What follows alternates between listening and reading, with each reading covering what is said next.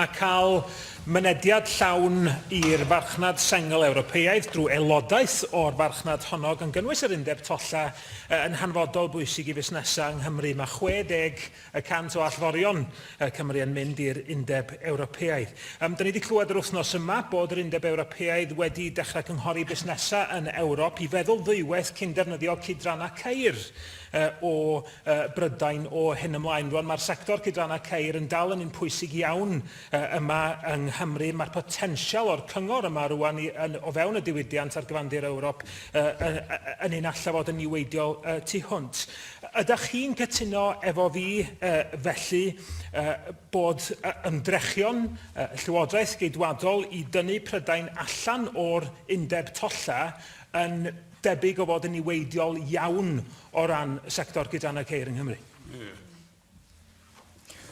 Can I thank the member for his question and say that our position is very clear and is based on our trade white paper. We need a customs union with which to do business, and I am deeply concerned about the future, not just of the automotive sector, but all sectors that rely on smooth customs arrangements. Now, of course, there are opportunities for the automotive sector in terms of the UK single market, but there are also major threats that the member has highlighted.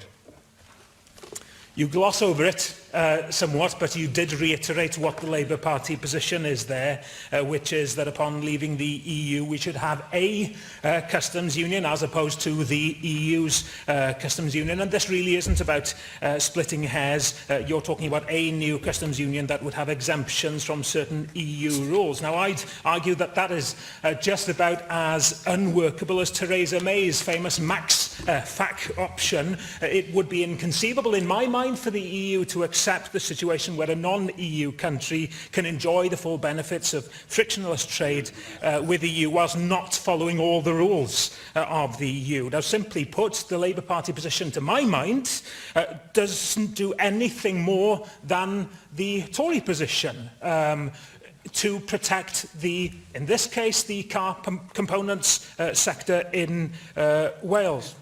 But moving on, membership of even the customs union alone wouldn't achieve frictionless trade. Membership of the single market is also needed for that. Does the Welsh Government still believe that the interests of the Welsh economy are best served by being a member of the EU single market? Well, again, we've been entirely consistent in saying that we believe that we will need access to the single market on our exit from the EU. With regard to a customs arrangement, we've also been very clear in saying that we have to have a consistent regulatory environment across the UK and Europe to ensure that we can have smooth passage of goods and services, and that we also need smooth, seamless customs arrangements. Again, you gloss over certain terminology, access to the European single market. Again, this is not about splitting hairs.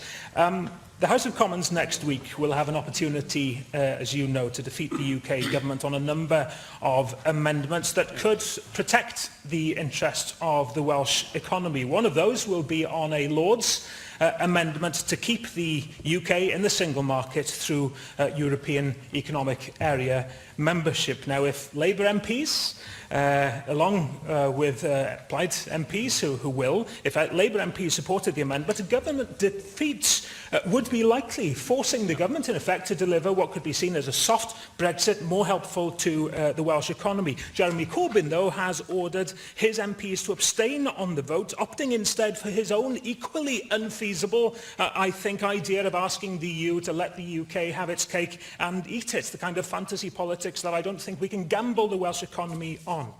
Now, on what will be one of the most defining votes for a generation in the interest of Welsh jobs, wages and industry, what advice will you give your Labour colleagues at Westminster to persuade them to back EEA membership and to dissuade them from going down in history as the enablers of a hard Tory Brexit?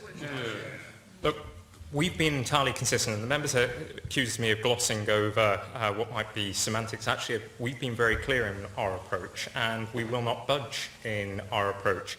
And that will inform every position that we take in terms of informing and encouraging members of Parliament and members of the House of Lords Lords, we wish to see access to the single market continue, and we wish to be a member of a customs union. The biggest gamble, though, the member highlights the biggest gamble. Right now, the biggest gamble as we exit the EU would be for Wales to also exit the union of Great Britain and Northern Ireland. What is crucial right now is that we maintain, it is true that the biggest gamble that could take place now would be independence for Wales as we exit the EU. We need to maintain right now good, strong relations with the rest of the United Kingdom, and we need to protect the economy of Wales just as the economy of the UK needs to be protected too.